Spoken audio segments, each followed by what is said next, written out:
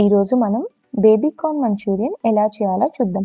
Stove మీద water పెట్టుకొని ఉప్పు, పసుపు వేసి బేబీ కార్న్ వేసుకొని 3 నిమిషాలు ఉడికించి తీసుకోవాలి.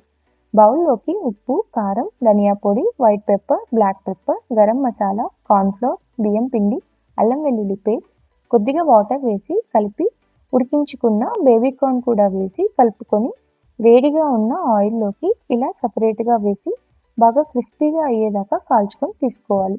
తర్వాత ప్యాన్లో ఉల్లిపాయలు వేసి పచ్చిమిర్చి, అల్లం వెల్లుల్లి వేసి వేగాక ఆనియన్స్, క్యాప్సికమ్ వేసి chilli sauce, vinegar, soya sauce, tomato ketchup వేసి సాసెస్ని వేయించుకొని కొద్దిగా ఉప్పు, కారం, white pepper, black pepper, water వేసి సాసెస్ని ఉడుకుతున్నప్పుడు ఫ్రై చేసుకున్న బేబీ కార్న్ వేసి హై ఫ్లేమ్లో టాస్ చేసుకోవాలి. లాస్ట్లో కొత్తిమీర లేదా స్ప్రింగ్ ఆనియన్స్ చల్లి దించేసుకుంటే బేబీ కార్న్ మంచూరియన్ రెడీ.